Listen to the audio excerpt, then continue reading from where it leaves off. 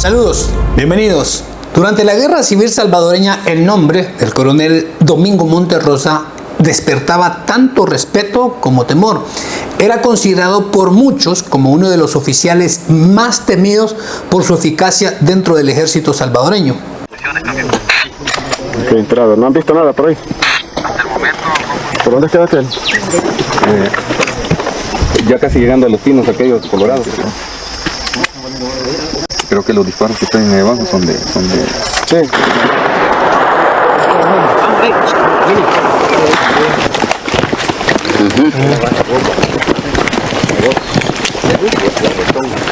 Un hombre caracterizado por la disciplina férrea y la convicción anticomunista inquebrantable. Comandante del batallón Atlacat, Monterrosa se había forjado una reputación de estratega implacable y estaba obsesionado con la persecución de la guerrilla del FMLN, especialmente de los grupos del ERP, a quienes combatió con dureza en los territorios más conflictivos del oriente del país.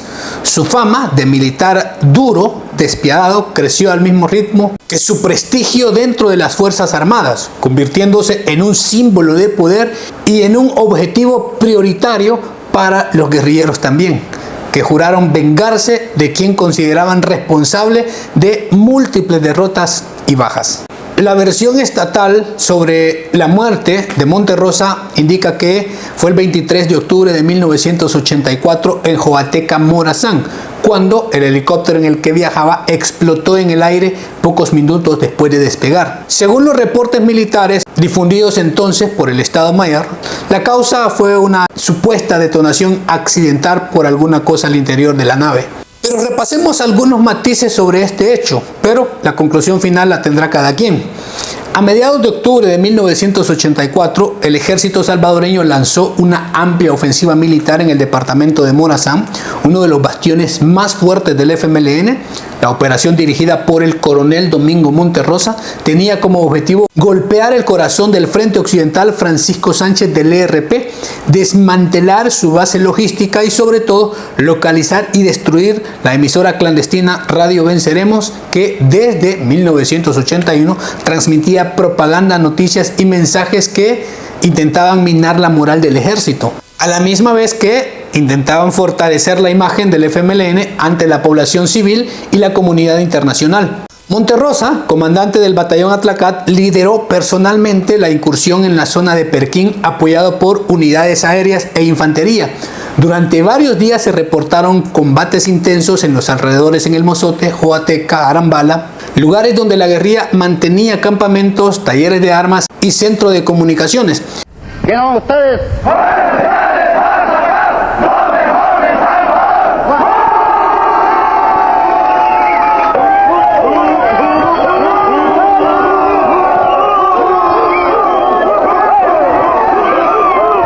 Los informes militares posteriores indicaron que la ofensiva logró desorganizar temporalmente las fuerzas insurgentes en el área y ocupar varias posiciones estratégicas, incluida la zona donde los soldados hallaron el material de propaganda, uniformes, explosivos, radios, transmisores y otros documentos de la guerrilla.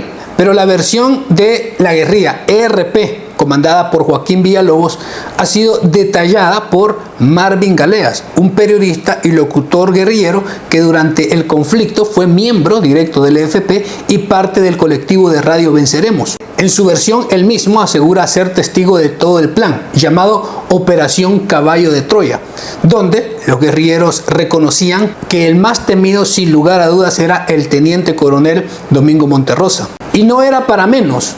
Bajo su mando, el batallón Atlacat fue la única unidad del ejército que no sufrió ninguna derrota a lo largo del conflicto civil.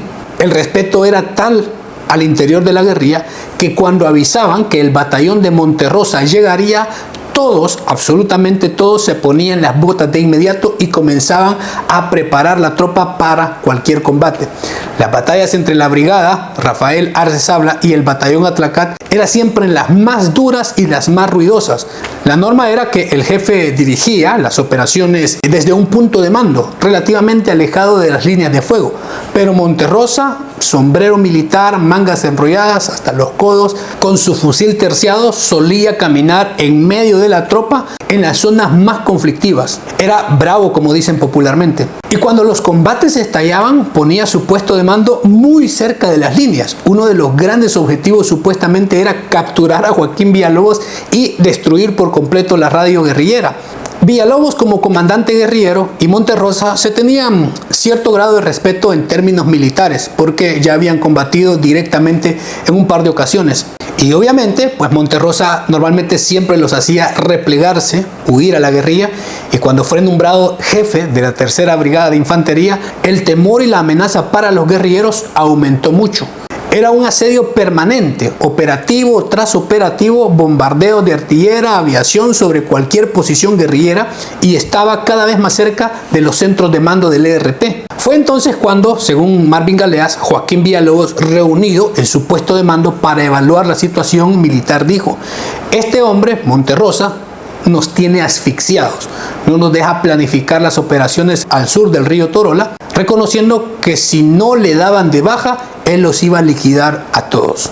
Durante meses se preparó la operación Caballo de Troya. La comandancia del ERP se tomó todo el tiempo entre los principios de 1983 hasta el 84 para analizar cualquier dato de Monterrosa, la personalidad, sus movimientos, cualquier cosa que les fuera útil para el plan. Según Galeas, ellos investigaron también hasta sus hábitos de vida y sus rutinas cuando no estaba en las zonas de combate, y dedujeron que él era un aficionado a una especie de trofeos de guerra, como lo que se había llevado, pañoletas de la brigada Rafael Arce Sabla, donde les había ganado la batalla, y de cualquier documento que fuera de la guerrilla. Incluso armas arrebatadas en combate y hasta equipos que utilizaban los grupos guerrilleros de filmación y cualquier objeto que hubiese estado en manos de la guerrilla.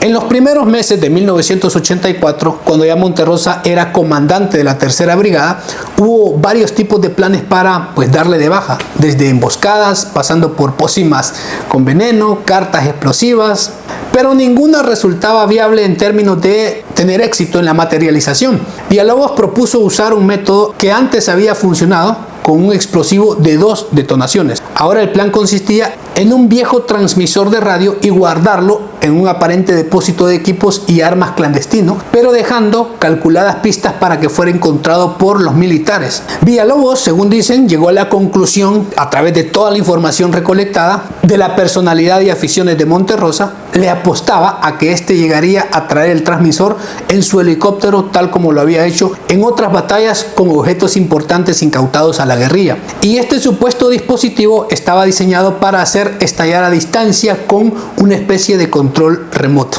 Presuntamente el dispositivo fue diseñado por Abel, Mauricio y David, que eran guerrilleros con conocimiento de ingeniería eléctrica. Entonces, a mediados de octubre del 84, el campamento del puesto de mando del ERP, donde estaba la radio Venceremos, en los alrededores de Perquín, comenzó a ser atacados por varios aviones y algunos helicópteros de la Fuerza Armada. Era la antesala para el desembarco de al menos un batallón en helicópteros en el Llano del Muerto. Y estos llegarían muy cerca de la radio. Entonces la guerrilla apostaría por esa oportunidad para abandonar el artefacto. La idea de Villalobos era dejar montado el aparato, un viejo transmisor Kenwood, simulando que en el arrebato de la huida lo olvidaron o lo dejaron atrás por no podérselo llevar. Supuestamente llegaban más de 20 helicópteros con tropa, entonces todos se dispersaron huyendo entre los cerros, pero con el artefacto todavía en sus manos, y pensaban cómo colocarlo en el lugar ideal. 2 días más tarde, Villalobos habría ordenado que con una pequeña unidad fueran a disparar a manera de choque para crear un breve enfrentamiento. La idea era amarrar fuego y tras pocos minutos gritar: "Tenemos heridos", y también "dejen esa babosada", refiriéndose al transmisor, y de inmediato salir en retirada. Hecho esto, tras el falso combate, un radista pasó el mensaje utilizando una clave que ya estaba quemada en las radios, en el que afirmaba: "Perdimos el transmisor de la Venceremos y aparte del personal está herido". A las pocas horas, los que monitoreaban las comunicaciones informaron que los mandos del batallón reportaban haber capturado el transmisor principal Kenwood de la radio Venceremos que había dejado de transmitir. Marvin Galeas asegura que el artefacto en efecto fue recuperado por los militares, pero el transmisor había sido llevado a la alcaldía de Joateca y al no transmitir más en la radio Venceremos, alimentaba el señuelo para los militares que la habían desmantelado. Luego de varios días y confirmado que Monterrosa pensaba que había desarticulado la radio, observaron llegar un helicóptero a Joateca. A su regreso por medio de colaboradores, confirmaron el retiro de Monterrosa en el helicóptero y asegura Galeas que la nave pasó muy cerca de donde ellos estaban escondidos, esperando, y al presionar el control, de inmediato la nave estalló en el aire. Y ese mismo día por la noche se confirmaban las bajas: el teniente coronel Domingo Monterrosa y Napoleón Calito, los mayores Armando Asmitia y Nelson Rivas, entre otros oficiales. Y esta es la versión de la guerrilla, obviamente como leyenda, como anécdota, encajando muchas cosas que obviamente son reales, aunque persisten algunas dudas sobre la veracidad de muchos puntos, pero claramente les convenía pues tomarse todo el crédito de lo que había sucedido. Y la versión oficial del gobierno después de los incidentes de la Fuerza Armada se difundió el 23 de octubre de 1984. Afirmó que fue un accidente aéreo con el helicóptero.